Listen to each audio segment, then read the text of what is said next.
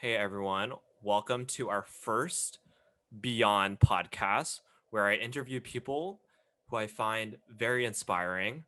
Um, and we talk about a bunch of random things from, life to their hobbies, etc., etc.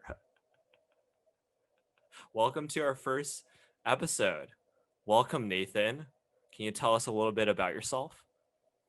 Absolutely. Thank you for having me on the podcast as a guest. I am Ethan's brother for full context, recent graduate of Penn, where I studied business and English. And in January, Nice. I'll be starting as a consulting associate, where I'll be giving advice on technology at PwC. Wow, that's super cool.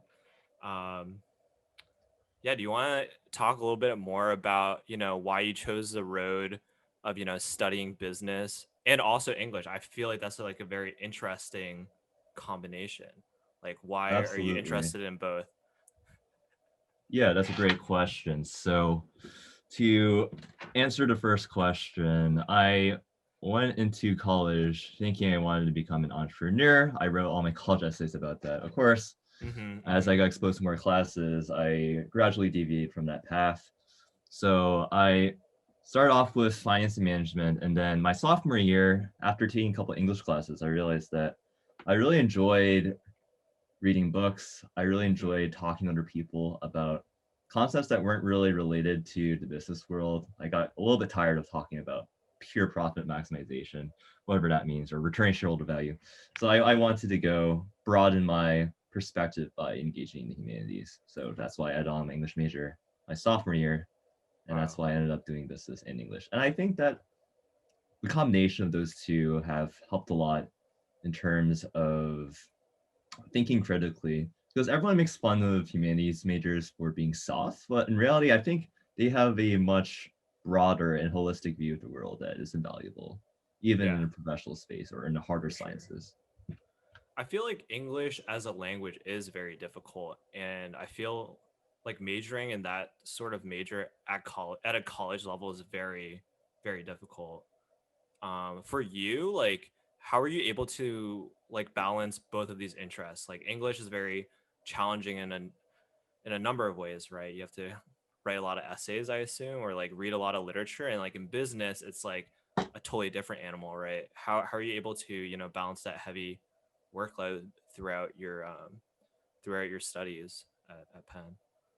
That's a good question. I think the way I would describe it is having two parts of your brain. So I Mm-hmm. have an English type of brain and then a business brain. So I kind of like to switch between the two, and it kind of enables me to I guess, stay refreshed in college because I get bored pretty easily just speaking personally. I have a pretty short attention span. So when I get a little tired of business, then I switch over to my English assignments, such as reading and writing essays.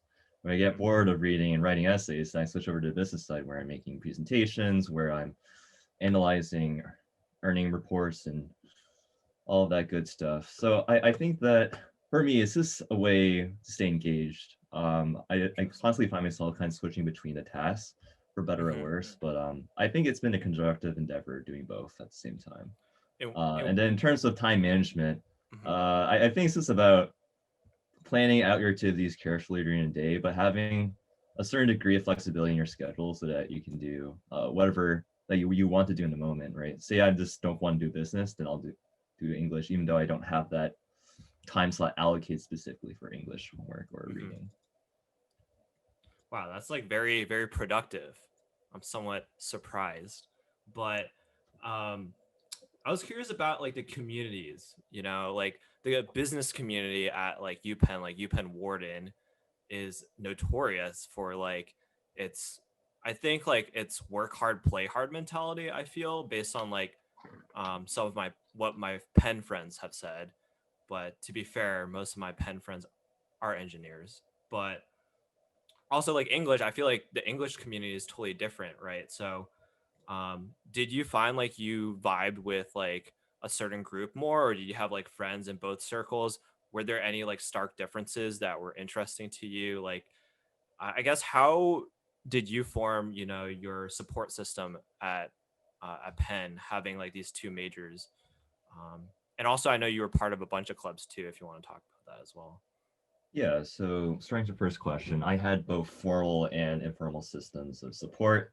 Mm-hmm. With formal support, because I was part of Wharton and the College of Arts and Sciences, I had For two sure. advisors, Mm-hmm. one Wharton specific one and then one college specific one. So I got formal advice on which classes I should take and extracurriculars I should participate in for my given interests, which was really, really incredible because most of the time you only have one advisor. So I was very Mm-hmm. fortunate to have multiple advisors in my academic career at Penn.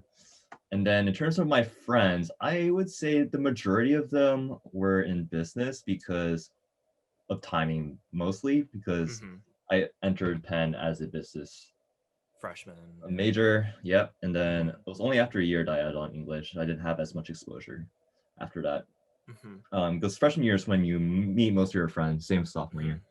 Interesting. Um, but still, I would say I have pretty good friends in the English department. It's very different but refreshing. So I'll have Mm-hmm. conversations about classic literature from early 1900s with my English friends while talking about the whatever TechCrunch news that we read with my Interesting. business friends. So, which is a whole different sphere of conversations and discussions. Mm-hmm. Yeah, talking about your earlier point, I guess like when you were, finding your friends early on in college, um, did you make any like friends like in your later years? Like personally, I found we have like this freshman energy going into college. Like everyone's super down to meet like new people, like make new friends, do a bunch of cool stuff together. And I feel like sophomore year, junior year, it's like a little bit more difficult because people, I think, have that sort of mindset like where like, oh, I already have my friend group. I don't really want to put myself out there. Like, Yeah, I would say I that guess holds like up how to. did you, deal with that, or were you like similar to other people where like you kind of like just, close your, your friend list? Yeah, I think you raised a good point there. I think for myself, it held up to a certain extent, but I made sure to go out and reconnect with old friends while like meeting new people that I otherwise wouldn't have met. Mm-hmm. So at Penn, we have this tradition called Feb Club, where Penn Mm-hmm. seniors attend some kind of event every day of the month. For instance, one day they would rent the Comcast Center in downtown Philly, and we would all go down to the bar and just reconnect with old friends and ride these mechanical bulls and other arcade games. Other times we would Mechanical go to bulls. like a beer garden, but those were mostly events geared towards reconnecting with lost friends, not lost friends, but friends you Like lost lost in touch with. touch. Yeah, yeah. Yeah, yeah. Interesting. And also meet new people. But majority of my upperclassmen years was spent with my close friends, like you mentioned. That's Mm-hmm. what happens stereotypically. And then I met a couple new friends as well, but mostly old friends, to be honest. Right. And I think you bring an interesting point. Like maintaining relationships, I feel is very difficult. I know you're entering, your first year outside of graduating. Like, how have you dealt with, maintaining these like strong and close relationships that you have fostered throughout college where you could just like hit them up and, grab dinner, grab lunch? I think especially in the quarantine, it's difficult even for myself. Like all my friends are like back home, for example. I guess like personally for me, it's hard. Like Zoom chatting or like playing Among Us is not the same. It's like grabbing dinner, grabbing lunch, or studying together. I guess how do you maintain those relationships, or even like strengthen them? During a pandemic or like outside of college where you don't see them Yeah, I quite think it extensively. requires proactivity on both sides. Mm-hmm. And it's just too easy, like you mentioned, to let these friendships go because of the distance, because we don't Mm-hmm. have that same proximity that we had when we were on the same campus. So to mitigate that, I think that both parties have to be proactive. So at least the people that I've stayed in contact with, I've been pretty active in reaching out to just to check in on them, one, and also two, just to I don't know, have fun together. So for instance, a recent get together that I recall was with my castmates. So senior year, I ended up participating spontaneously in a play. So I I acted remember a little this. bit in a play, mostly played my cello in the play. So it was the 1 year anniversary last week, so we decided to rewatch it as a group. So they all invited me together. It was a great way just to catch up with my old crew members and see what they've been up to. Mm-hmm. Um, but yeah, I think that just organizing these group events via Zoom mostly has been pretty helpful. It's not the same, obviously, as meeting up with your friends in person, Hmm. but that's the best that you can do. I Right. honestly feel really bad for the freshmen because Yeah. one thing that you can't do virtually is meet new people. Well, you can, but it's not the It's very same. difficult. Whereas Yeah. maintaining relationships that are already pretty solid or were formed when you were meeting in person Right. is much easier.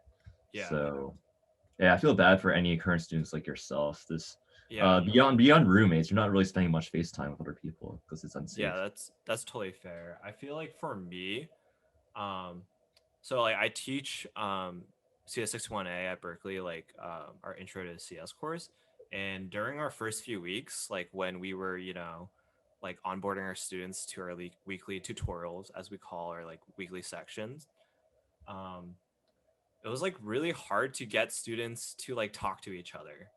And I feel like I had a sort of responsibility to foster those relationships, but I tried my hardest, and I feel like a majority of my students were just like not down, even though like most of them were freshmen, and I found that surprising and like kind of disheartening. But I had one section where a student said like, "Oh, let's form a study group on Messenger," and Okay, that was pretty exciting and pretty that's inspiring. pretty dope. Yeah, Um, tell me more about your TA experiences and facilitating the groups. Just yeah, because I've always been curious how you try to break down those awkward barriers in place, right? Especially yeah. virtually. I I know some TAs do icebreakers. I remember doing that a lot in my mhm, undergraduate years. yeah. I mean, what kind of strategies do you employ in this regard? I like doing like check-ins, like just doing like woohoos and boohoos, like talk What about does like that mean? I've one never heard of thing that. I one think that's thing a that California happened, thing. that you're happy about like in the past week, or one like bad thing that happened, and then also like one thing that you look forward to. I think that's gets, the conversation starting. Okay. Um so that's always, a good icebreaker in my opinion. If I'm actually like trying to meet someone new, like if I'm not like in a role where I'm like, a TA or a person of like power, quote unquote, like if I was just trying to meet someone like my colleagues, I'd usually just like ask them like their hobbies or something, right? I don't know. Yeah. I don't even know like how to make friends. Like I don't really have like an algorithm. So I'm curious like how you make friends, right? Because like I feel like in high school, right, in middle school, since we're brothers, like I know like basically everything about you. But like in Yeah. high school and middle school, you were very, extroverted, and I'm like kind of the opposite. I'm very introverted. And I feel like we have different methods of making friends. Like you've you have a very successful, support system, I feel, and you've had a lot of success of, mentoring people as well as, being mentored on the flip side beyond friendships. Absolutely. So I'm curious like how, you make those connections, make those like friendships, or like even like get into relationships like your love life, right? Yeah, so I think you have to group it into two categories. One would be your acquaintance slash friends that you say hi to when you're walking down the street Yeah, for versus sure. like your best friends, because both of them Hmm. employ a different approach. Right. For instance, with the casual friend I meet, usually it's through a club event or some kind of broader school-wide event. For instance, Fed Club was one way I met a bunch of new friends. And then when you're talking about good friends, it's just about, and it's like an investment, right? Like you have to Hmm. invest more time in that. Right. But first, like you have to figure out whether or not you vibe. Like you mentioned, we have different personality types, right? So, Hmm. um, I don't know. Sometimes I don't vibe very well with people who are also extroverted like me. I need someone else to bounce me out, right? Do you So feel it's like been you need to like stand out? Is that why? no, not that. Just It's just kidding. that I want balance, right? Like Yeah, for ideally in sure. friendships, you want some difference, but also some shared ground as well. But you don't want to be identical to your identical to your friend, because that's less Hmm. than ideal. Because then you don't have the diversity ideas, you don't have the um, then you don't have the opportunities to grow, right? That could Hmm. benefit both parties.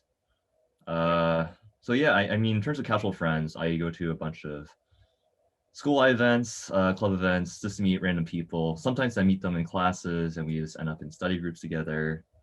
Uh, Also, sometimes you'll meet them at parties, other social events, which I guess for you isn't as relevant, but Oh, thank you. Yes, because we're in the yes, middle of a that was a joke. pandemic. I'm joking. I'm joking. Yeah, I'm sure since you we're in the middle have of a fun, more pandemic and I'm a wholesome very ways. responsible person. Yes. You're No, I right. was talking about pre-pandemic. Of course, I Oh, would not pre-pandemic. condone partying post-COVID, Yeah, which I you better know not. have caused a huge spread. Yeah. Danger, danger. But Yeah, yeah, I think like circling back to your previous point, right? we're not consultants here. We don't have to Yeah, we're not talk like that. consultants. We're I we're do want chilling. to touch on the point of like growth, right? I think there's like a cliche or there's like a TED talk video about, having a fixed mindset versus a growth mindset, meaning like Okay. how do you deal with failures and how do you like learn from them, right? Do you value the process and are you able to like bounce back, right? And be willing to believe in yourself and saying like, "Oh, yes, I can improve." Instead of saying like, "Oh, okay, I experienced this failure and I can't improve," right? How, I guess, what is your mindset? I guess, do you, try to, maximize for growth during college? Like, what was your sort of, strategy, I guess, or your sort of mindset for, finding happiness and success, in such a tough environment and competitive environment as like, UPenn Wharton and English, right? Yeah, so there's a lot of things to unpack there. I would start with the growth mindset question that you raised. I Hmm. think that having a growth mindset is super important. There's a lot of literature out there studying pedagogy in terms of instilling this growth mindset into students. And yeah, I think Hmm. it's super powerful in how people, especially young adults like ourselves, like develop. Um, Well, not so young anymore, but yes. yeah, but you still develop until your mid to late 20s, if I'm not Yeah, mistaken. that's fair. So Yeah. it's crucial that you maintain it and you don't drop it off because a frequent problem I run into is that people kind of give up in college after you get into some selective Right. school, like Like complacency, Cal right? or yeah, some kind of prestigious school, right? Like Hmm. I'm sure you've seen this with your classmates. Some people just want to cruise, right? Because they Hmm. know that they can. And once you get into a school, you Right. can kind of just pass by. And that's the type of fixed mindset that I If you don't have that like expect. label, right? Or they think they have like a label that can get Right, them they the have that job. prestige label, but I don't Yeah. think you can rest on your laurels quite like that just Yeah, I because agree. I think actions speak a lot more, and you won't Hmm. be able to get For a good sure. job if you Yeah. do a really bad job in college and fail and get all Right. these terrible grades in your transcript. Hmm. Um, because that also is reflected in the way that you behave Right. That's personally. So I for can sure. Yeah. tell usually when someone is trying or is a generally hardworking individual just by Right. interacting with them. You can tell from a general level of intelligence. So yeah, I think a growth mindset is crucial in fueling that type of personal and professional growth. Yeah. And I think also adding to that point, I think it's one of the most important, attributes of a person. Like I've been talking to like a few of my friends, and I think like one of the most, attractive feature of, a person in general is being driven and having some sort of motivation towards a higher goal. Um, but I don't know about Yeah. you. I guess like what do you find, attractive in a person? Like what is your said type per se? Yeah, honestly, I do like to drive, as you mentioned as well, personally. Within my friends and I guess anything others, I do look for that ambition, that Hmm. ability to also translate intent into action, right? It's just someone who walks the talk, as Right. the common adage goes. Hmm. I think that's super valuable just because in this day and age, there's a lot of noise and a lot of talking, but not really enough action. So I I always definitely like agree with that. people that can follow through with what they're talking about Hmm. and have the ambition and motivation to really create change because otherwise, what's really the point? Um, yeah, I like Yeah, purposeful, driven people. that's great. And like I You guess can see in yourself, right? Like for instance, I okay, remember in okay. high school, you just put Let's your talk mind about straight to coding. that. I respect that a lot. That wasn't my Uh, goal, but okay.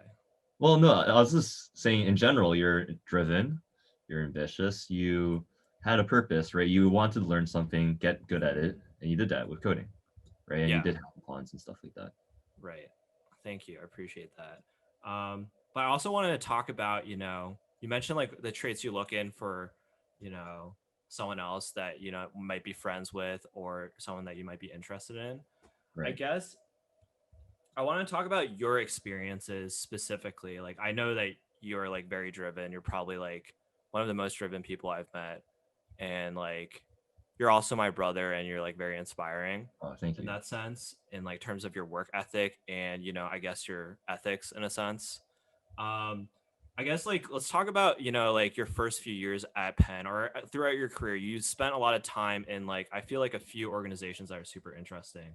Like you mentioned that you were part of like 180 degrees consulting, which does like pro bono consulting, I believe, right? Yep. And That's right. then you also were part of a lot of different organizations. I might have forgot, but like fraternities, right? Like Right. the orchestra initially. I guess like could you just talk about like all those experiences and, you know, I guess the key takeaway from that or like the few key takeaways you've learned throughout those experiences?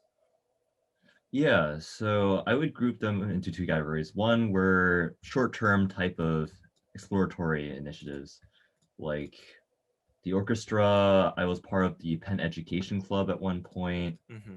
These were all just to broaden my perspective, and I was just curious as a freshman. So I Just like joined. exploring different Right. things, right? What I call that is like the shotgun approach. Right. So I just like Okay. shotgunned all these clubs. I sent applications Great literally metaphor. everywhere, just because with some clubs at Penn you have to apply for them.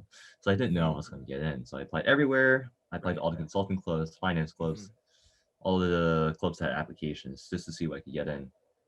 And then after a couple semesters with those clubs, I figured where my real interests lay, and then I started cutting down from there. Hmm. Um, but And what were those like real interests?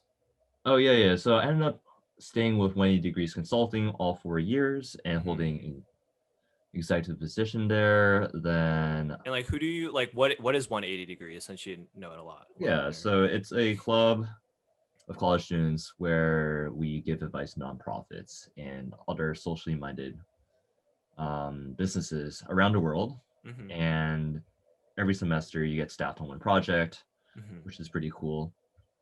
So we've worked on environmental sustainability projects in the past, educational initiatives. We've Hmm. worked with women's hygiene centers in Philadelphia, which was pretty cool. A broad array of interesting projects. At one point, I was a consulting director for 20 Degrees Consulting, but I was Wow. really involved in overseeing the projects. I was a consulting partner in the sense that I reached out to the clients myself. I cold emailed a bunch of them and then Hmm. converted them to paying clients. Um, and yeah, that was a super informative and enlightening experience that I'm super glad to have experienced. And on the other hand, just to shed some color on other activities I did, I for more short-term things, I did a Penn Symphony for 2 years Right. as a cellist. Yeah. Just it was fun. Was After it? a while, Yeah. this got a little too intense. The A conductor lot of was commitment, super. right? What? A lot of Yeah, it's a lot of commitment. commitment. The conductor really wanted us to perform up to standards, and because Hmm. I didn't really practice, I mean, I practiced maybe once or twice a semester, right? We sound like trash, and it's probably my fault. So I decided to let that go. I was part of the Penn Educational Club, which was fun for a while. It's just that Hmm. my role wasn't really clearly defined. I wasn't really doing anything Hmm. besides researching a couple initiatives here and there and Right. doing a little bit of call banking, but I didn't feel like I was really contributing much. So I slowly let that go, even though I Hmm. really do appreciate education. I was part of Wharton Wellness for a couple semesters, so that was a new club Hmm. where we tried to create more awareness for mental wellness, as well as work with the administration, the actual dean of the school, to spearhead these wellness initiatives, like Hmm. on the standardizing test banks, making sure that people had study breaks, but also like long-term health, like having a school special therapist, which they actually did, which is pretty cool. Hmm. So that was a lot of work though, and felt like it was conflicting with my other obligations. So I also had to let that go, even though I tried to rejoin later, but I don't think it was meant to be just because it was such a huge obligation. Hmm. And as someone who tries to do everything, at some point you start to break down and you have to let it go. Hmm. So those were some of the obligations that I wish I kind of had the bandwidth to accommodate, but I just didn't. Um, Yeah, so the main ones that I had were 180 degrees consulting, uh, and then the research club. So I ended up um, heading that as the vice president. So basically, there I help connect the Center of Undergraduate Research and Fellowships Hmm. with the broader student population of all of Penn, right? For sure. So I created a career fair for Penn students.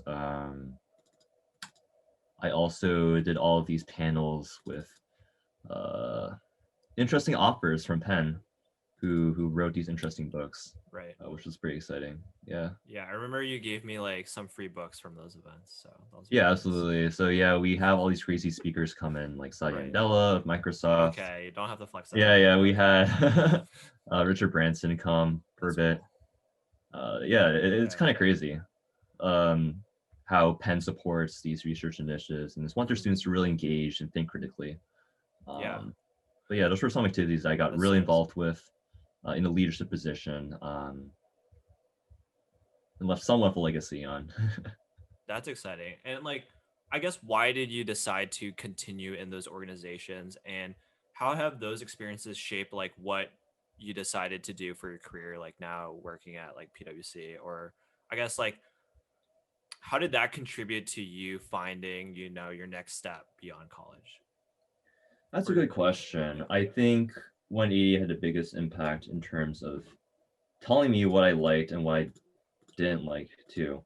Because some of our Uh-huh. projects were finance related, and I really didn't like those because it was very detail oriented. I felt like it was kind of superficial in terms of impact, Right. and it felt pretty low touch in terms of the work I was having. But I really liked the Mhm. projects where I was facing the clients and giving them my recommendations directly. For instance, one project that comes to mind would be the operations model one, which is the one Mhm.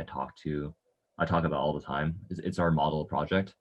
But basically, we had a really close relationships. I would say, as a project leader for that operations model endeavor, I became Right. almost friends with the client, who are marketing managers for their fundraising efforts in the U.S., which And was what pretty and what cool. does like Operation Smile do for the people that aren't familiar with that organization?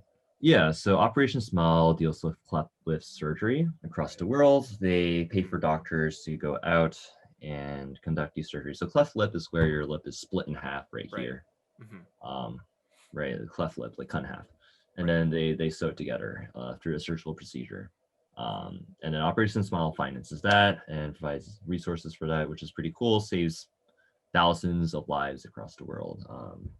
So yeah, we help them with their fundraising effort across U.S. college campuses because they realize that college students like ourselves are becoming more and more vocal about these social issues, and they figured that they'd be able to mobilize the college population in terms of their fundraising efforts.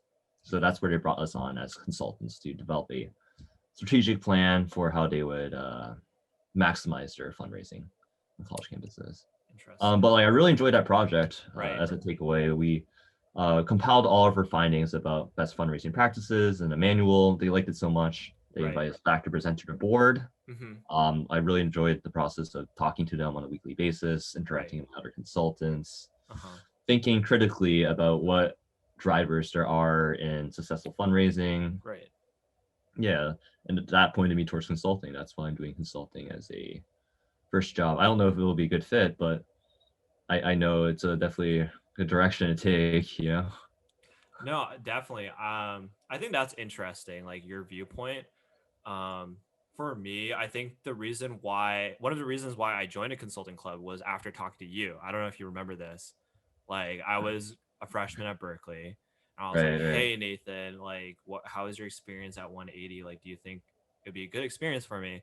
I remember you telling me like, you know, it's very exciting, and you get to like make a real meaningful impact on society as just like as a young college student. So that was why I Absolutely. joined, my consulting organization, which is like the Berkeley group, which is similar to yours, where they do like pro bono consulting. But to like, I guess, juxtapose your experience with mine, it made me realize I didn't want to do consulting, but like not in a bad way. Like for It's a me, redirection, I would it's a say. redirection, right? It's like great work and it's very exciting. But for me, like we consulted for some like really great organizations. Like, do you know what Tor is? Yeah. Yeah, like Tor, like it provides like anonymous routing for, journalists, activists, et cetera, that need to like anonymize their internet activities so that they don't get like killed, right? Or, or worse. So like working on those like high impact issues with a group of other motivated students. I think the key thing in my experience that was really great was like the community. I don't know about you. I know a lot of your close friends are from 180 and like a lot of your close mentors are from 180. And I had a similar experience where I had a lot of like great mentors and people like I look up to still to this day and still reach out to for like any sort of support or like professional guidance or like emotional guidance, et cetera, et cetera. I think surrounding yourself with very motivated people is very important early on in your career, or not career, really early on in your like college experience, so that you maintain that sort of like ambition and drive instead of being complacent, for example. But Yeah, to yeah, touch more on that point, specifically, like consulting, right? I right. was just really tired of slide decking and like writing all these proposals, and I wanted like for software engineering, you get to like build things, and you could see the client's reaction. Like you can say like, "Oh, my customers really like this product."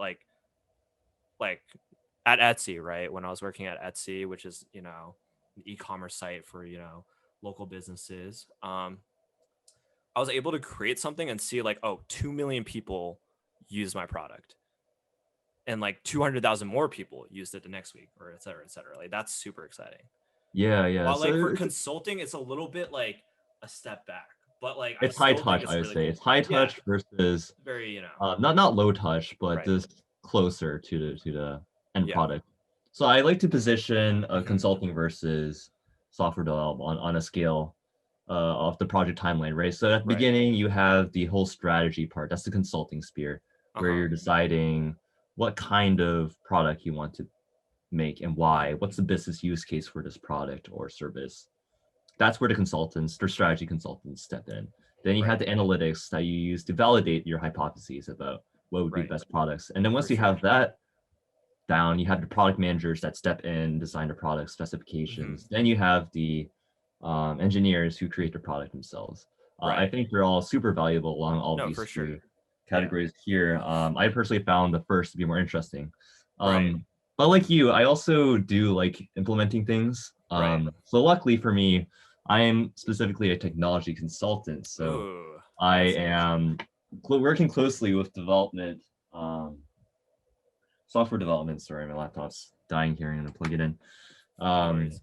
so I have both client-facing responsibilities, but I also am working directly with the product, which is nice. So I Yeah, get to that's like see the perfect. You outcomes. get like those two It's a little bit of balance. experiences. Hmm. More technical than I expected because like I thought I'd be in a pure strategy role, but uh, can't complain. It's a trade-off. It's a Right. balancing act. With consulting, like you mentioned, it's a lot of slide decking just because it's high touch communication. You want to make sure that your audience is engaged, mostly visually. You're presenting usually to the more senior executives or senior leadership, right? And of course, they want to hear the story. They want to understand the whole context behind the recommendations that you're making as a consultant. And for you, I know it's a little bit frustrating not to be able to go a step further and implement that, but that's Right. just the nature of consulting. Though I have to Right. say that the consulting space as a whole is gravitating more towards implementation these days. It's Yeah. becoming less of a boundary Interesting. and more of a end-to-end process. Hmm. Whereas in the past, it'll just be like pure strategy would be like, oh, here's a slide deck on 10 reasons why you should expand to this geography or make this product. Now it's just like, all right, here are those reasons, but also here's the product, Right. right? So the more end-to-end delivery these days. Yeah, I think that's definitely really interesting. And for you, I know that you already like have a job, right? And getting Yeah, to that step is very difficult, I think, for a lot of college students. So right. I was curious Especially to now. hear more about your thoughts about, I guess, recruitment. I don't want to talk about this too much because it's like not that interesting, but I Yeah. do want to talk about, the culture around it. I remember, seeing all these LinkedIn posts about people like flexing, like in my space, like It's software really engineering, like, irritating. No, oh, it's everywhere. I got an internship at Google, I got an internship at Facebook, or like I got this job at Facebook and Google.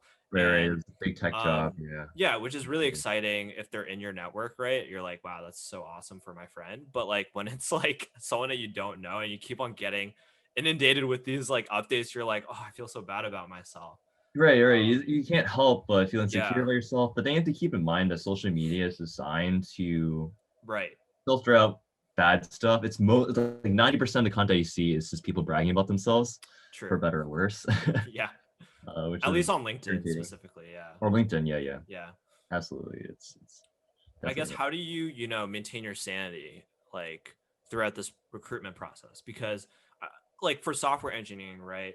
A lot of my close friends, actually, that's a lie. A few of my close friends are like software engineers, so like they are also recruiting for the same position. And I right. think inherently there's always going to be some sort of jealousy or some sort of competition amongst your peers, right? And how Absolutely. do you, I guess, you know, go get around that, that issue that I think is just inherent in, competitive college students. Like how do you get around, this sort of jealousy, or, you know, I guess to frame it in a better way, just like uh just a lot of ambitious and motivated people. Like how do you like, get around all that recruitment, stress? That's a good question. And it's definitely true that there's a lot of stress, and you can't help but feel envious if, say, your classmate gets a job that you also applied for and weren't able Right. to get. Yeah. Um, and it makes it feel even worse if you think that perhaps You're you're a little bit better. more qualified, Yeah, or more right? But you qualified. have to keep Yeah. in mind that at the end of the day, there's two things to keep in mind. One is that interviewing is a numbers game, like you mentioned, for these really competitive jobs. There just aren't enough slots. There's more Right. qualified people than there are slots for these qualified people. So of Right. course, there's Yeah. going to be qualified people who don't make the final cut, um, and it's possible that you yourself may fall into that category as well if you get that rejection. Secondly, I think interviewing is an imperfect, flawed process. I agree.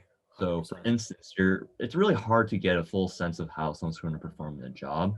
Right. There's a lot of HR research that indicates that the best way of assessing how someone's going to do in a job and interview is finding out about their past performance, but quantifying that, standardizing that, and comparing that against other candidates is really Right. difficult for I organizations. definitely agree with that. Um, for instance, a most qualified candidate for AI job might be an English major, but with a standard HR algorithm, they're going to filter out the educations and immediately discount the English major, even Yeah. though they would be the best Which fit for is that, ridiculous. Yeah. which is kind of a shame. And even in the interview process, just because you don't have the technical know-how, you might get knocked out Hmm. of a first round or second round interview just because of that technical know-how, which is a barrier of entry and sometimes unfair for the candidates themselves. Right. So keeping those two considerations in mind has made things a bit better. Because I know for myself speaking, like I've been rejected from jobs and seen other people get jobs, Yeah. and having that like Same. little tinge of jealousy, that's just natural. It's a human reaction. Yeah. But then you have to think critically. It's like, okay, How can you one, learn it's a from very this? competitive Yeah. process. Like you're competing in a pool. Like Penn students are just generally very intelligent, For very sure. Yeah. very polished at interviewing. So when you're competing Right. against that type of caliber of students, you have to give yourself some forgiveness. And I also, you think have to that's keep in really mind, important. Yeah. third and finally, that the majority of people don't get the jobs that they dream of, right? And that's just That's totally natural. true. Yeah. Like I'm grateful for my job, but I have to be honest, like it's definitely not like my dream job, right?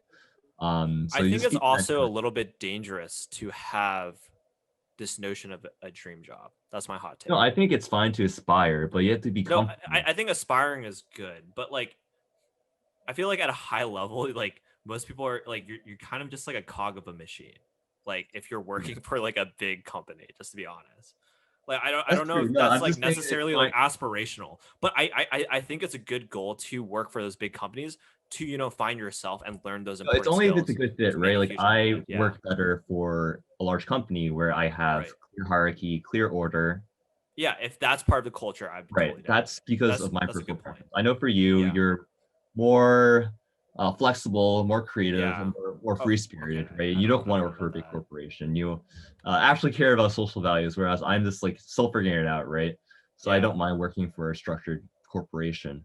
But for those in my category, right, who are looking for those structured corporations, when you're going Mhm. for those types of really competitive jobs, yeah, you're Yeah. obviously going to be expiring for a few selective companies. Yeah. Yeah, I got lucky to get into like PwC. Like Yeah, that's pretty PwC is a selective great already. company. Yeah. Um, but yeah, there's plenty of other ones as well that are really selective to get into. Yeah. People don't get into as well. And fourth and finally, just to return back to my earlier point, yeah, you also have to think about where you're at in the moment, and then realize that 90% of your peers, like in the world, are not in your same position, right? Right. In terms of Yeah. Check having your a privilege. Yeah. good college, I'm assuming, or even attending college in the first place is a That big. is, yeah, a huge step. Yeah. And also, people always get fixated on the notion of having like the perfect first job. I think that's pretty flawed. Everyone's I journey agree with path that. is a little bit different, and your career is going to be all over the place, right? Mhm. And what matters most is not being yourself up, but also just like continuing to grow, maintaining that growth mindset, and ensuring that you don't stagnate as you go into your job. Because for me personally, like I was definitely like sad because like I had a bunch of companies, right? Like big tech companies and like Yeah. other consulting You firms I sure really wanted to did. work for, right? Yeah, Yeah. yeah. I mean, I as you feel know, that. I had interviews for all of them too. But yeah, of course, you Yeah. can't Yeah. control what happens in the interview itself, how you're Right. viewed by your interviewers. All you can do is prepare the best you could. Y- And I knew I prepared very well for them. I Right. did hundreds of cases. For instance, I did dozens of mock interviews for Right. tech. And you put in all that work. And I think that's an important Absolutely. So you have to point go to, hit recognize on. that as well. So if you're an applicant, Right. right, like say you're in the position I was as a junior or senior, like the position that you're in, Mhm. um, you have to recognize the work that you put in, and you have to For realize that sure. it does translate into real outcomes, even though you don't have the intended outcome that you wanted Mhm. to get, right? And you Yeah. have to be grateful too, Yeah. um, and just keep on moving on. Three. No, that's definitely a great point. And I think one of my mentors told me a little while ago, once like I got my, Etsy internship. And I told him like my honest shit, like, hey man, I got rejected from like my top choice of freshman year. And at that time, it's not my first choice now because of other reasons. But my first choice at that time was big tech Google. And I was like, that prestige, building a search engine, so exciting, Google Maps, all that amazing stuff. Right. And they have amazing products, right? I had an interview with Google at freshman year, and I was very excited. I thought I prepared really hard for it, et cetera, et cetera. But then I just got rejected because they asked me about this algorithm that I didn't know, and I was very sad.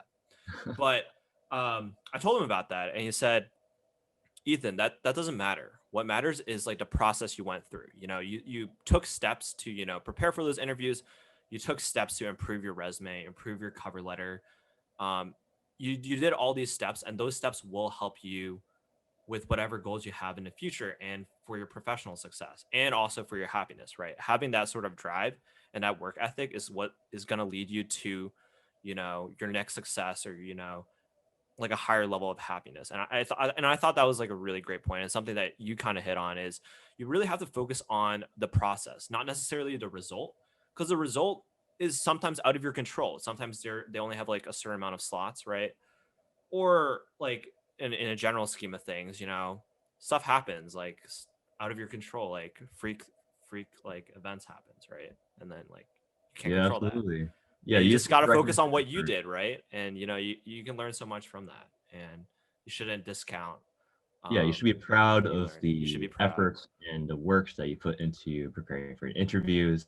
For instance, I was a little butthurt when we applied to that Apple PM Oh, job let's for not talk about interviews. that. Wait, that's so funny. Oh, we can talk about this. So uh we both applied to this Apple Siri Well, PM we both had role. interviews, technically. Yeah, and we both like did like the take home assignment, which is the first step.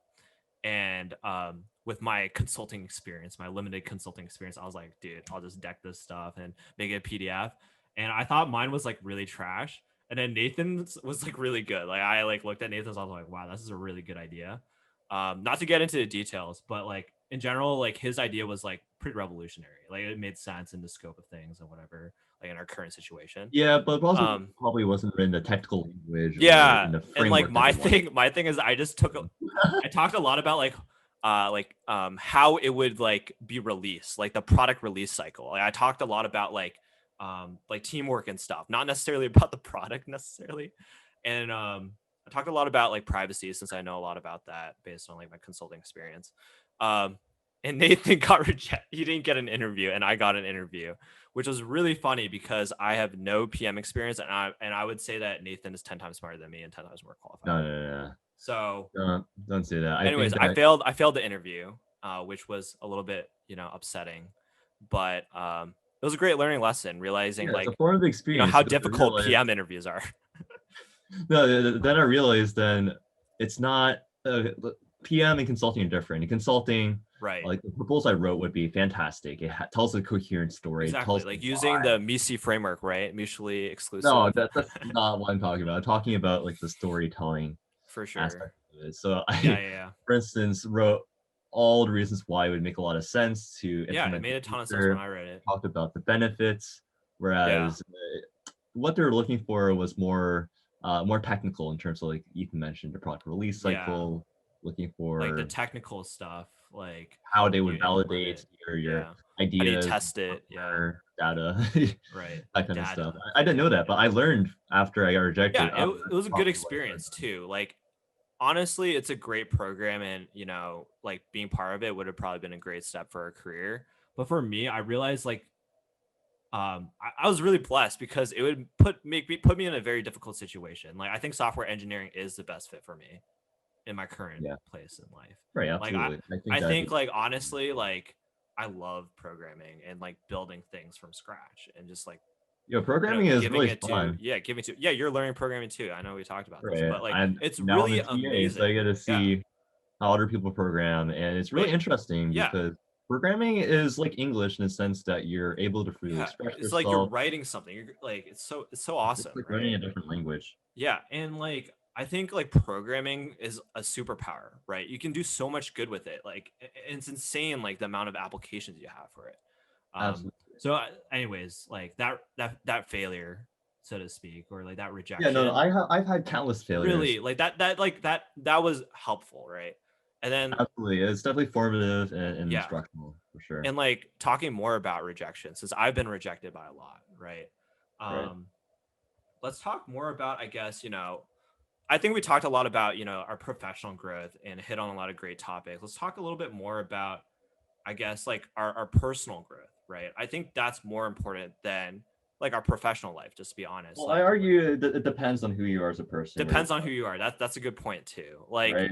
or I think it depends on your stage of life as well. Yeah. I guess, yeah. Yeah. But let's talk about personal, right?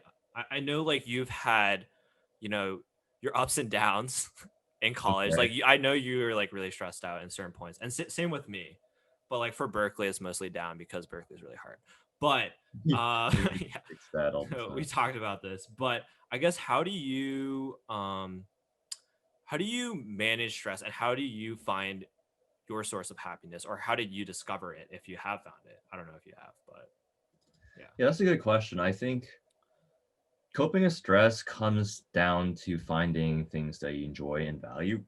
Mm-hmm. For instance, I know that as an individual, I really value quality time spent with friends and family. So when I'm feeling stress, I reach out to my best friends and see if we can just like chill and talk. Am I your best friend? What? Am I your best friend? I guess, well, by definition, you're my brother and best friend, so I suppose you fall into the category. But by definition, just because you're my brother, you are in that. You don't have a choice. I don't really have a choice, yeah. It's just, it is what it is. So we're not estranged anymore. That's good. Yeah, we're not estranged. We were estranged a year ago. Yeah. Yeah. We can talk about that later. But is that a joke? Yeah, the only stress comes down to quality of time with friends for me because I'm extroverted. So I derive a lot of energy from other people. Right. I like talking out with other people.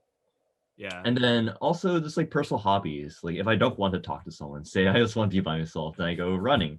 So I Wow. remember sophomore year, I was just going through probably the worst time of my college career. Everything was falling apart. My grades were terrible. And by Sure. terrible, I mean I was getting below B minuses in all my classes, which is pretty rough. That's well below average. And then extracurricular wise, I was completely overloaded because at that point Right. I had joined all the clubs I joined freshman year, like I talked about Yeah. earlier. I was just, Yeah. Yeah. people were yelling at me, like my project leaders, like, why are you missing your meetings? Like, why is your deliverables Right. garbage? I'm just like, I remember seeing that on I don't Instagram. Someone know. called you out on it. I was kind of laughing.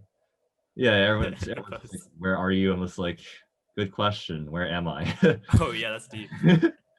Yeah. And that point, I was just like also dealing with like relationship problems. But then Oh yeah, relationship problem. Right. Right. running. So I decided to, Exercising. Right. aspire towards running a marathon because at that point, before that, for context, I was a high school sprinter. I was pretty Oh, speedy, we should but talk about high school terrible after this. endurance. But yeah. Yeah. So what I did was I set a goal for myself. It's like, all right, I'm going to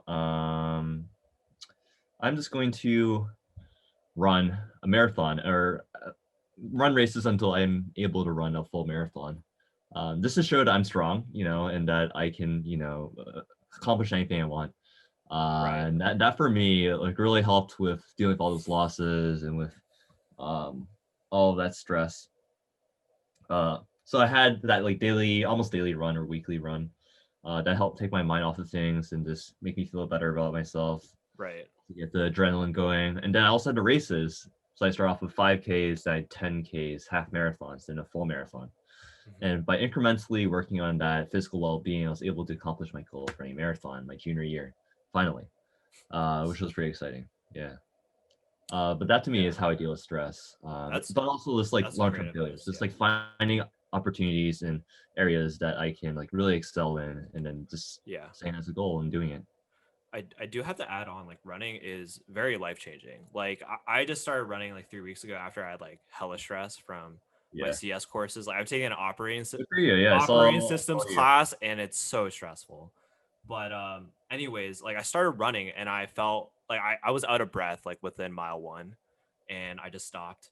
But like that was the first step. And then the next day I was like, okay, I gotta do it again. And I Yeah. was like 1.5 miles, et cetera, et cetera, et cetera. And like now I'm like running, consistently a lot more. And it's like very, very, very like rejuvenating It's in a soothing, sense. it's Yeah. cathartic. It also has And you like can think a lot on your run too. And I think that's really important to like take a step back from the computer or whatever you have going on and just like go on a run and just think about, life and like you don't even have whatever, to listen to music or listen to Yeah, I podcasts. don't like listening to things. Like it's too heavy on my head. But Sometimes I listen to podcasts so that I accomplish things. I become a little bit more yeah, you feel educated. productive. Yeah, I feel a little bit more productive, So you're kind of or like a even more productive. workaholic, so to Yeah, I'm a speak. workaholic, You so work even when you're supposed to not be working. But yeah, yeah, I want to like talk about, high school really quickly, right? So sure. like I know the cliche is like, how did you get into such a good school, right? Like Wharton is the number one business school for people that, are Arguably, listening.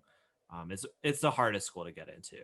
I guess. And it's very, Unless you're competitive and prestigious in my eyes and to a oh, lot of thank other you. I'll people's take that. eyes. Um, and there's also like a lot of amazing people. I know like I've met like Nathan's like best friend, like Jessica, and she's like super cool. Like I met like a lot of Nathan's friends and they're like super, super awesome. So I want to talk about like I know a lot of listeners probably will click on this because um you go to Wharton. So I guess like how did you, get there? And did you know early on in high school that you wanted to attend Wharton? Like how did you, get to a step where you applied to Wharton early decision, right? That's a great question. So that goes Thanks, man. back to my call. It goes back to the summer programs I did. Oh So I yes, did a let's bunch talk of about that. them because I was just curious. So I did MET Launch, which is a business program. I did Me LBW, too. which was another summer program at Penn. And that's when I realized I really Oh like to yeah, yeah, yeah. yeah, because I got Yeah, to we need to talk interact about with this. the professors there. I Mhm. got to know a couple of my future classmates just because that summer program tends to be a funnel towards Penn itself. Right. After spending a Pro summer on tip. campus, having classes, interacting with professors, meeting some potential classmates, I really um, felt like I was at home, right? And I could envision Right. myself staying next 4 years there. So that's where I decided to Yeah. apply. I knew that also having LBW on my college application would be a leg Would it up, just be? Yeah. because Yeah. I would have a firsthand insider's perspective on what it's like to actually be there. So I can make a Yeah. compelling argument for why I would fit in. So And that's I'm so why happy you like went to that program. I don't know necessarily you would have like gone to I Penn wouldn't if have you applied didn't. otherwise, to Yeah, be if honest. you didn't went to. I think it was very lucky, in the Yeah, I sense definitely that would you apply to found that another program. school, just because um, I would say like Penn doesn't have like a huge name recognition, though in business they do. In business, they do. Yeah. Um, outside business, they don't really have a large presence, to be honest. Yeah. So It's a uh, small. It's like a small. Like every Ivy League is pretty small. So yeah, it's like a specialized thing. yeah. So really depends. And then also I think like let's take it a step even further back, right? I think like for us, right? I think like traditionally we've found success in a really interesting way. Like we were raised by, two parents, right, that were like also very driven, right? Like let's Right. talk about that, right? Early on in our childhood, right? I was really bad at school. I got like bad grades in elementary school, and you got really good grades, right? And I always found it You're okay, interesting. to be honest. Yeah, I got average. Dude, like so in our elementary school, like Hardy school, the way that they That's grade way too you. early. I Yeah, don't think you're really yeah, graded on anything. It's yeah, just this like is really you early. behave, We throwing it you way get back. down. It was like out of 5, right? And like my Yeah. interpersonal skills were like a 3, bro. And you kept like getting 5s, and they're like, sorry, Ethan's Well, like that's really because you're an engineer. shy. No, I'm just kidding. Yeah, I'm an engineer. Like I was Engineers. introverted God from the damn. start. And then but anyways, like I remember mom, still like never giving up on me. I feel like a lot of parents would have like given up on us in Yeah, a so sense. so we're lucky in that Yeah, sense. like Like, we're very, very lucky, but we also felt a lot of pressure from our parents. So let's talk about, like the well, tiger not mom. well. Depends. I feel like mom, High dad, school, high school wasn't like that bad, but like middle yeah, school they, was they pretty bad. stepped on the gas like when you're younger, which I think is definitely Which the was right. like kind of like a big brain move, honestly. Yeah, which is the right approach, right? And you want to step off gas later, Yeah, which is yeah. what And they then like do. high school, they let us do our thing, which was really great. Except that they thought that you weren't doing anything, so they stepped on the gas for you, which was not the right approach. Oh yeah. But like starting like in middle school, right? I remember, let's talk about like the programs we did. Like we didn't Yeah. choose to do this, like just to be Yeah, honest. we did Like all these science programs, for instance, in middle school. mom enrolled us into like My CTY, program, all these right? And extracurricular that's like the Center programs. for Talented Youth at Johns Hopkins, which is just like an educational program, like any MOOC out there, but paid. And like we learned a Yeah, lot I about would say English and stuff, yeah, and like math, yeah, and pretty we were like experienced. light years ahead for those courses, which honestly paved us to like do well in high school, right? Yeah, not to Eventually, flex or anything, but because of C2Y and all like the Russian school of math stuff, Russian School I of ended up Math, being yeah, at one point, I'm now like at par in math, but I was 4 years ahead in math at one right. point. Like bonkers to think Yeah, about. and you like skipped a bunch of, yeah, and then you took like AP Calc or like I those was, exams really early, yeah, yeah, in high school, which was yeah. insane. Um, yeah, but like I I'm think not like like, smart or anything. It's just that yeah, because you're I was not that taking all smart. these Yeah. programs. No, it's just I have hard work ethic. I would say I'm moderately intelligent, but not a Yeah. genius by any stretch of the imagination. I just Yeah. work really hard, and I think that was instilled in me at a very young age by my And parents yeah. by signing me up for all these different programs, seeing which types of interest I latch onto. So for me, it's like cello, Yeah. track, Wait, and yeah. also I math. definitely Like agree with that. that's why I stuck onto it. I I guess think, English too later on. yeah. Um, and then for you, I think whereas for you it's a little yeah. different. Like you Yeah. also went through the same things, but those never stuck with you, right? Like violin, Yeah. Violin literally uh, did not math, stick. you It was didn't you very didn't sad. really like. Math, You hated yeah. math. English, you didn't really like either. Yeah. Bullshit, which I kind of think true. I think it's interesting. Like mom did the same strategy. Like you were the guinea pig. Like she just Yeah, like so went because it worked for super me, it hard might on work for you. you. Yeah. But the problem is, It didn't work on me. Yeah. you're introverted. You're much more creative and a much better programmer, obviously, than I am in terms of Yeah. your ability to craft these comprehensive solutions. Yeah.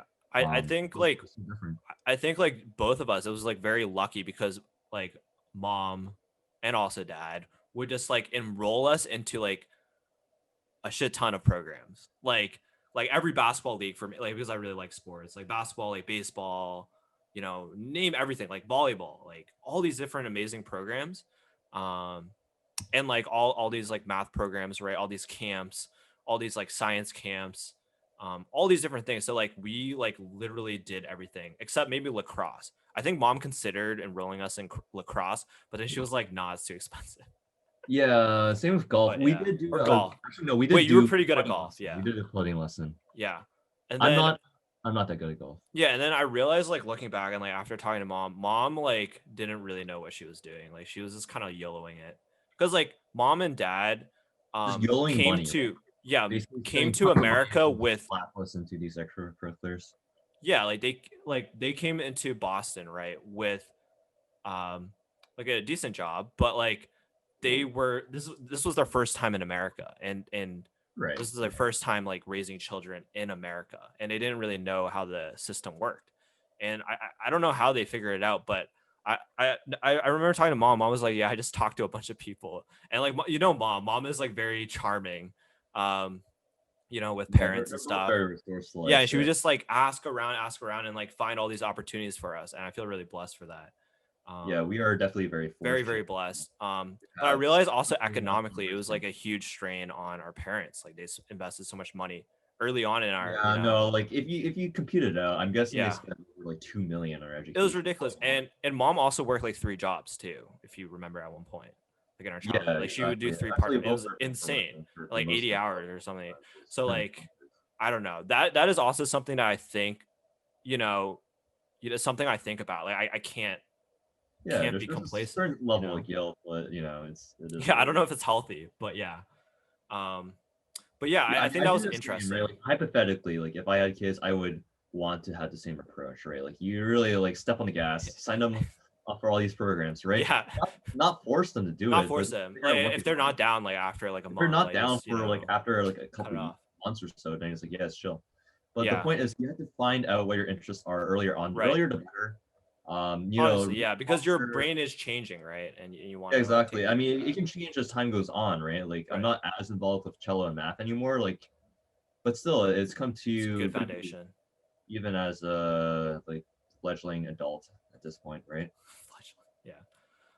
And like let's talk about middle school, right? I think like mom hit the gas on that one. Like we had to get like straight A's, right? Like Yeah. do you think that pressure was tough on you? For me it was really tough. Like I wasn't really like big sad, but like I was like definitely very stressed out as a Yeah, middle schooler. absolutely. Yeah. I remember like telling my teachers like, how can I get an A? I was like in sixth grade. Like I don't think that's normal. But Yeah, yeah. exactly. This, always having to strive for perfection. That was pretty tough. Right, which is not necessarily helpful. I feel like I think later we've learned like to adjust to like more of a growth and like a learning from like accepting that sometimes we fail. Some areas you're not as strong at, right? Yeah. Like for me, I really struggle with chemistry. I Oh, hated that. chemistry. Let's not talk about I that. also really did not like statistics Oh, interesting. in high school, right? Like, Oh, with like our AP stats course with well, I whatever his still name. did well just because it was like easy, but like Yeah, it was as yeah. a subject, I struggled with that. In middle school, what did I struggle with? I think I struggled a lot with like history, just because it wasn't like English, right? Like where you could be more creative and stuff and make up stuff. Right, you But still with have to like history, it's follow like some super sort of format. precise and like Yeah. super detail oriented. Yeah. And like I'm careful, but I'm not like absolutely detail oriented. So I got penalized a lot for that. Right. Um, Yeah. I mean, I get the point. Like you're trying to make people more, you know, more detail oriented, but Yeah. as a middle school, I was just big sad. Yeah. Right. Yeah. I And was then like, and I'm also like guessing I'm just we gonna get were an like E in hitting history. puberty. I guess it means I'm Yeah. dumb. I just don't know the past. Also like in middle school we were hitting puberty. So like that's also like a huge point of growth and insecurity for like, Yeah, that was boys, right? And I think like let's like talk about high school now. And like I think mom like kind of like didn't hit on the gas after that because like I feel like both of us were like really stressed out in high school. yeah. There's no And point. I think yeah, Wellesley High School was absolutely bonkers in terms of the amount of pressure. it's so much They have pressure. Yeah. changed it. Apparently, they've capped the number of APs. I believe they pushed back to school start Yeah. time. Because Mental I remember health we is, wake up at 7 every day. very, yeah. Even though I went to bed at 2:30 the night before, I would be sleep deprived, miserable, and grumpy Right. the whole school day. I remember like, I would take naps during lunch. I'd skip class and take naps. Yeah. frequently. Let's talk about that. That's a Yeah, really funny that's really story. fun. Like Yeah, I I they started doing that closed the more. loophole, but They yeah. closed the loophole now, but I would always skip class. Wait, I used I would every do the excuse same. possible to skip class. Wait, this is so bad. I'm just But like, yeah, I'm tired, teacher, and it's because I stay up late trying to complete assignment, and for my yeah, mental well-being, I need to sleep. So I but just get it's a pass true. and Like sleep. mental health though is very important. But like we just kind of took advantage of it. I like in high school, I remember like for the classes I cared about, like computer science, math, and science, I would skip my English class and I would go directly to nurse, and the nurse is like we're homies, like she's super nice. I'd be like, hey man, I'm I feel actually bad like for nurses hella because sad they right know now. what we're up to. They're like, And "That's fun, they're fun, like, yeah, fun." it's fine. Like there's a bed right now. Just take a nap for 1 hour before your test for math. So I would always take a nap like for a class where I didn't have an assignment due or a test due. And that's the only way I was able to like get good, like decent grades. So and then they Yeah, closed the loophole, which I think and is they kind of fine. make a recent choice of pushing back school to 8:30 instead of like Yeah, wait, having. we had to wake up at 8 a.m. That's ridiculous. No, No, I'm we not didn't get waking up up at that. 7, dude. Or 7 a.m. to like get there. Yeah. That was nuts. Yeah, That that was was very nuts. not nice. I don't wake up that early. I probably will never wake up that early. But Yeah, even for um work day, even these days, like I don't do that. 9 a.m. is the earliest I think for workday for me. Yeah, I would But probably like for my 9 a.m. starts, I would get up regularly at around like 8, the right. earliest. Yeah. And I think like let's talk more about like Wellesley High School, right? Um I think its culture is really great, honestly. I thought my time at Wellesley High School was, pretty interesting, Yeah, well, I but mean, you I think it left was really because good. of. Like they had Okay, like a actually, lot of yeah. great Why don't you talk about activities. your reasons for? I think your unorthodox path to Oh, college. yeah. Well, I Right. spent Okay, like I two had a years. very traditional I path. I spent two stayed 4 years at years. Wellesley Right. High School, and then I moved to California, basically. But Yeah. um, yeah, I'll talk about it a little bit. But you were there for me for most of the part, and it was like really hard. But I was mean as a kid, but like in high yeah, no, school, you I were was really like, nice in high school. But like, let's talk about it. This is really important. But it touches on like mental health and also physical health. and So also cultural things at Wellesley cultural High. things as well. Yeah. So in freshman year, in the end of freshman year, I had symptoms for Lyme disease, and I didn't know at the Right. time. And basically, I thought I was just like very bad at school. Like I just didn't have enough energy. I was like, okay, this is on Right. me. I just gotta run, play volleyball, like get really fit or Right. whatever. Get active. But yeah, I had Lyme disease, so I didn't know that for like a year or like half a year, and then I missed like most of the school. Yeah, and you had Felt symptoms sick, for the whole year, and I had right? to like take medication, whatever. So yeah, anyways, so after I recovered from Lyme, right, throughout that process, I became like really, really depressed because I think I had two friends, like Christian and Alex, who reached out Yeah, to me yeah, during yeah, that yeah. I time. remember. And then like none of my other friends would reach out. Like you know who I'm talking about, right? Yeah, In my I friend know. group. Like And I the was like very, that very group. depressing. And also another thing that happened was um Cotel, right, in sophomore year, like our dance, right? Yeah, I asked out a girl, right? Um, yeah, where I was asking her out as a favor, as a friend, because yeah. like she didn't have a date, and we Right. agreed on it, and she got really upset at my sign. And do you know what my sign what sign was? What was it? My sign was just like asking her out in Latin because we both took Latin. Yeah. And she What was is just she? really upset because it was like, oh, it wasn't like high effort enough or whatever. And I was like, what's like, we're not even like interested in each other. Why does it have to be high effort? We're going as friends, right? Um, so yeah, anyways, like that happened, and then there was like beef between me and like we are like the two like, you know, like two key parts of our friend group. And then basically our friend group broke off. Yeah, I remember. I never knew it was about the sign. I thought it was because like you were like too obvious that like you didn't reciprocate or something like that. Oh wait, was that a reason why? No, I also like on social media, I was like kind of mad at her because I thought she was mad at my sign.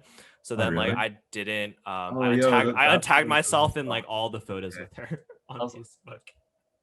okay, It's to really be fair, petty. Ethan, you know, for all of my dates, I played some kind of musical arrangement for them. Yeah, that was pretty hardcore. I was pretty low. I guess I felt like mine was pretty good, like Latin, because like we both took Latin. I felt like it made sense. Like if I came out with my violin, I would be off pitch. Like I'm not good at violin, so like That's I played true. violin in high school. So, That is but true. yeah. So, anyways, like Cotel, right, and like how that destroyed our friend group.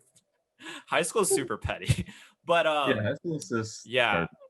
Okay, Terrible. anyways, that like made me super depressed because I realized like I didn't have any true friends, or I had like two true friends. And yeah, that really hurt. And I think a lot of high schoolers are very immature in a sense, including myself at the time. And yeah, like just not having a great support system besides like my family and like two friends definitely hurt. Um but yeah.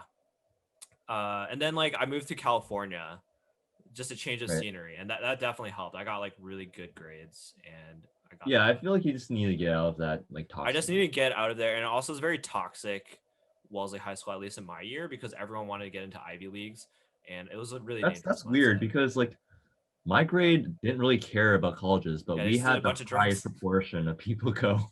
Yeah, I think it's also a really dangerous mindset. I have to say, like, I had that mindset freshman year. Like, I really wanted to get into good schools, but later on, I realized like what matters is like my work. Right. I also did like research at Wellesley College, which Wow, what a really flex, dude. not well. I didn't finish my studies. I did research at Wellesley College under a really great professor, like Professor Eni Musafaraya, and she just, pretty much like changed my life in the sense that she pointed me into the right direction for like what I wanted to do with my life, and made me Life realize I really wanted to, make an impact on society rather than like, you know, get a job at X, Y, and Z and make as much money. Like she change made me for realize like how many important issues there were in the world, and like how you can apply like software engineering to solve those like really important issues. For example, like misinformation. Back in 2016, when I was doing research on this, um, they were one of the first people to do research on it. I was part of it for understanding misinformation on Discord specifically. So that right. was super cool. Yeah, echo But chambers, yeah, I echo remember. chambers, and Which also is like pretty relevant to this really, and day. it's still relevant, which is really exciting. Like 4 years from now, people will have contacted me about my Echo like research chambers. on Discord, right? I'm not trying to flex, That's pretty but cool. no, that's a flex. Yeah. But also like and like the manufacture of consent on Facebook, right? Like how Facebook enables these big boys, like these people that have a lot of money, to basically throw ads at really specific people and like manipulate how they vote, essentially.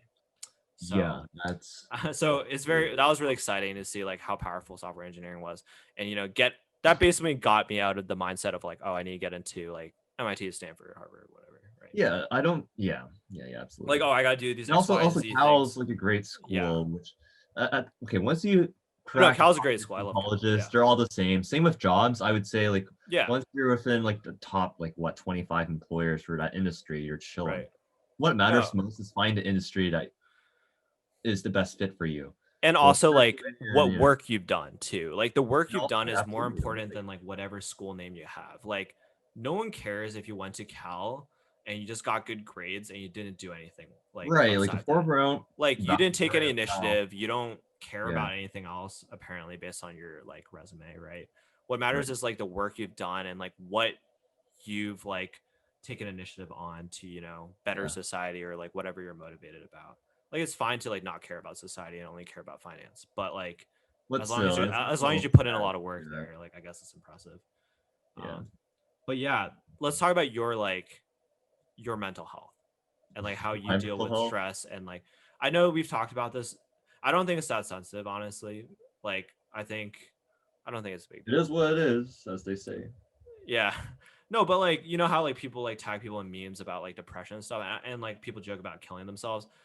Like Well, I think it's like dealing very with yourself is very kind prevalent. of across the line. But Yeah. joking about like feeling sad, I guess it's okay.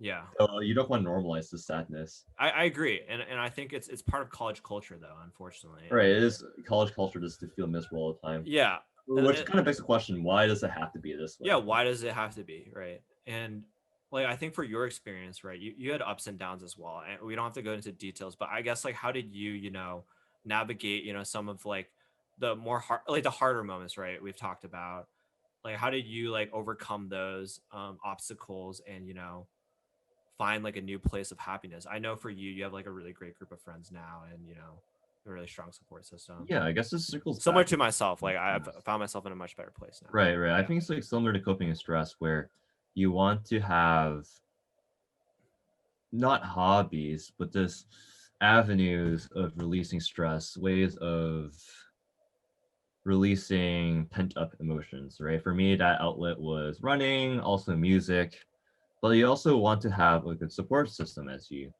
uh, Right. frequently mentioned. So that would be like, yeah, just like family and friends, like I mentioned earlier. I think that's the best way of coping with that And type of like and how do you general know stuff. when to like cut off people, right? I think that's also something that's really hard to do. And like when do Yeah, you, yeah, that's a good question because in the moment like you there's don't some really toxic realize. people that like get jealous about you, or they pull you down. And I think that's also really important, to be aware of that. Sometimes some people can be jealous of you and could bring you down. Like how do you cut off, those types of people? Yeah, that's a good question. I Not to think bring that any negative energy in this podcast, but yeah. I mean, it's too easy just to get lost Lost in the in sauce. a like friendship or relationship where you feel like everything's going well, but in reality you're just Mm, getting exploited or something, or being manipulated. for Um, sure. I think you have to like rely on your other like trusted friends just to tell you, right? Like I have Right. some Like me, friends who I just keep told it you straight real. up. I was like, that's toxic. Okay, I mean, I but told you also from a a lot of straight. friends Well, too, yeah, yeah. like, yeah, you should probably not do that with this friend or this This person. person, yeah. Yeah, so I think that's pretty Like helpful. listening to Also, the real also ones, parents, yeah. even though I disagree with them sometimes, also helpful. Same with you. Like you'll see some things that I disagree with, but Yeah, because I I tell the will take truth. that into consideration, even though I disagree with it. Yeah, I sometimes think the truth that's hurts. helpful in breaking that bubble, right? That often Yeah. surrounds the way that you make decisions when you're like, oh no, with a toxic friend, you know? Right.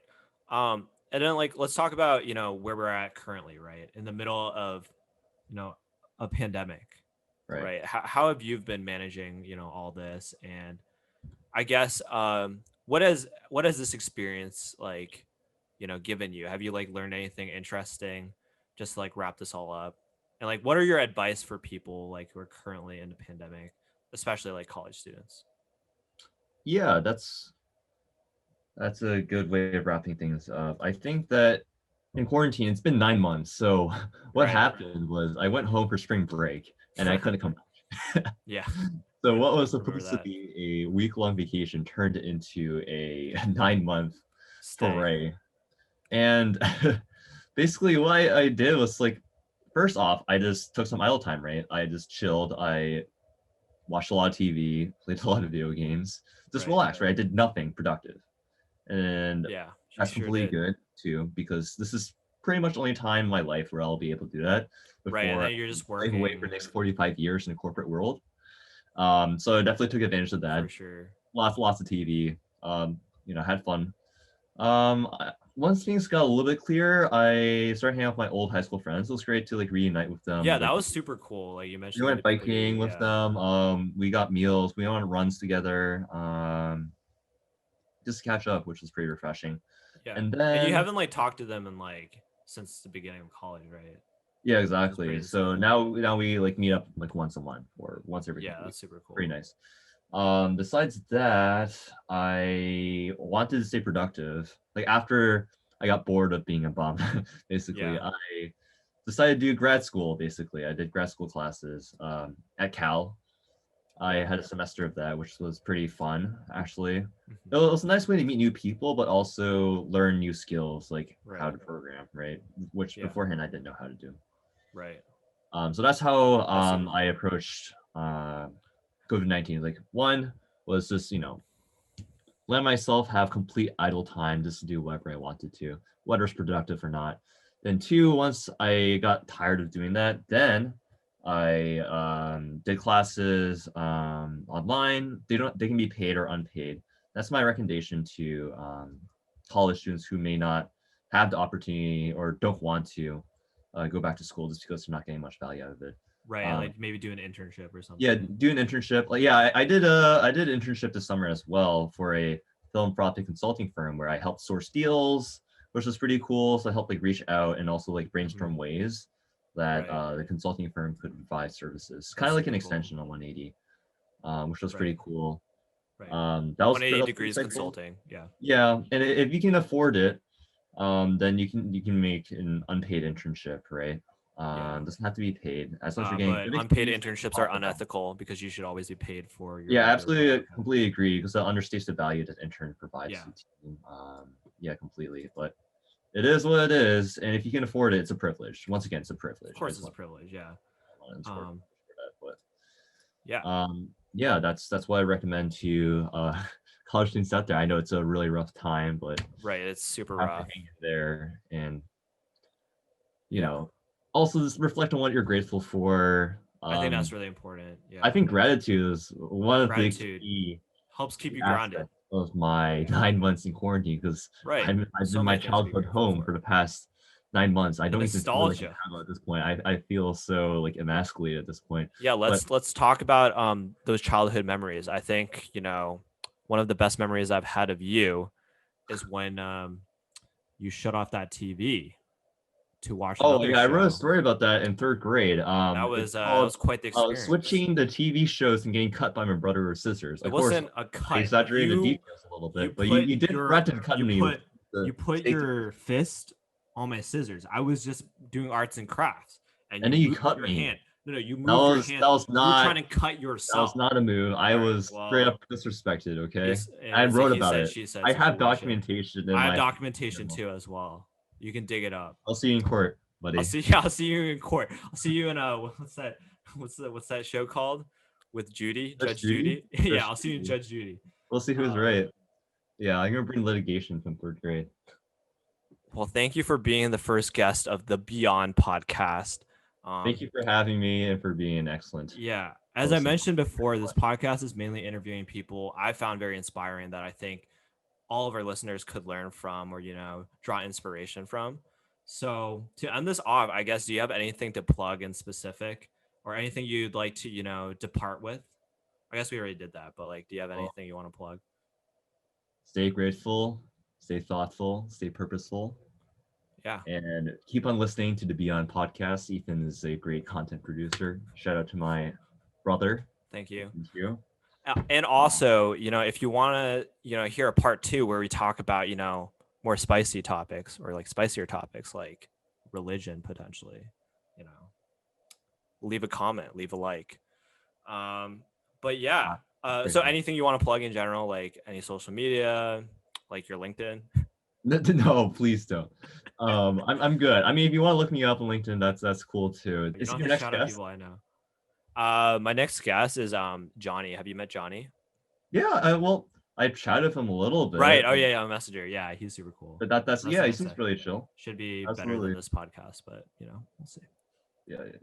I know I'm a low quality substitute. Dude, but- well, anyways, I will end this meeting and shall never talk to you again. Oh, okay. Bye. Bye.